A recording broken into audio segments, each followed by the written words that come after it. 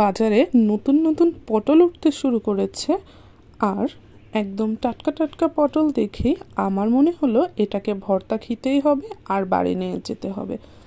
আর ফেরার পথে পটলের সাথে নিয়ে এসেছিলাম কুচু চিংড়ি। আসসালামু আলাইকুম, কেমন আছেন সকলে? আমি ভালোই আছি। আমার আজকের রেসিপি পটল চিংড়ির ভর্তা। খুব সহজেই একদম শর্টকাট ওয়েতে নিয়ে চলে এসেছি এই ভর্তার রেসিপিটি।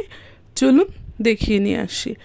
এখানে প্রথমেই আমি পটলগুলোকে কেটে নিয়েছি, এরকম দুই ভাগ করে নিয়ে ভিতরের যেই বীজগুলো কিছুটা শক্ত হয়েছে সেটা ফেলে দিয়ে তারপর এরকম পিস পিস করে নিচ্ছি। তবে এখন যেহেতু নতুন বাজারে পটল উঠেছে, একদম কচি পটল হলে মাঝখানের বীজটা ফেলার প্রয়োজন নেই। এই যে কাটার পরে আমি একটা ফ্রাই প্যান নিয়ে তাতে সরিষার তেল গরম করে নিয়েছি, আর যে পটলগুলো কেটে নিয়েছিলাম সেই পটলটা দিয়ে দিয়েছি। একটু নেড়ে চেড়ে এরপর একটা ঢাকনা দিয়ে এটাকে আমি ঢেকে রাখবো প্রায় 6 থেকে 7 মিনিট সময়ের জন্য।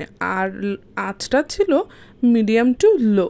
তো পটল থেকে যে পানিটা বের হয়েছে সেই পানিটা শুকিয়ে যাওয়ার পরে আর এটা 50% মতো সিদ্ধ হয়ে যাওয়ার পর আমি দিয়ে দিচ্ছি কুচো চিংড়ি। বলেছিলাম আগেই আমি কুচো চিংড়িও এনেছিলাম, সেই কুচো চিংড়িটা ভালো করে পরিষ্কার করে ধুয়ে দিয়ে এরপরে এর মধ্যে দিচ্ছি 4টি কাঁচামরিচ। কাঁচামরিচটা এভাবে একটু ভেঙে দিতে হবে, না হয় কিন্তু ছিটকাবে। তো এবার চিংড়ি মাছটা ভালো করে ভেজে নিচ্ছি, জাস্ট টেলে নেওয়া যাকে বলে। এরপরে এর মধ্যে দিয়ে দিচ্ছি আমি পেঁয়াজ কুচি। এখন আমার পটলটা খুব ভালো করে সিদ্ধ হওয়ার পরেই পেঁয়াজটা মেশাতে হবে। আর পেঁয়াজটা দেওয়ার পরে খুব একটা বেশি সময় এটা রান্না করার প্রয়োজন নেই। জাস্ট পেঁয়াজটা কিছুটা নরম হয়ে আসলেই উপর থেকে ধনেপাতা কুচি দিয়ে সব কিছু আরেকবার মিশিয়ে নিয়ে চুলার আঁচটা বন্ধ করে দিয়ে এটাকে ঠান্ডা করে নিতে হবে। এরপরে আমি এটাকে শিলপাটায় বেটে নিয়েছি। তবে আপনারা চাইলে এটা মিক্সিতেও ব্লেন্ড করে নিতে পারেন। আর বাটা কিংবা ব্লেন্ড করার সময় অবশ্যই এর মধ্যে পরিমাণ মতো লবণ দিয়ে দিয়েছি।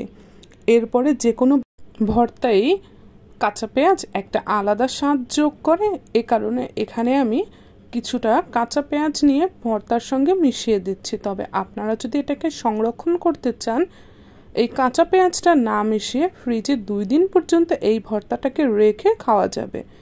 এরপরে কাঁচা পেঁয়াজটা মিশিয়ে নিয়ে উপর থেকে কিছুটা সরিষার তেল ছড়িয়ে দিয়ে আমি এটাকেও মেখে নিচ্ছি। তাহলে কি হবে, ভর্তাটা একদম স্মুথ হয়ে যাবে। এই তো তৈরি হয়ে গেল মজাদার পটল চিংড়ির ভর্তা। অবশ্যই বাড়িতে একদিন তৈরি করবেন আর আমাকে জানাবেন কেমন হলো।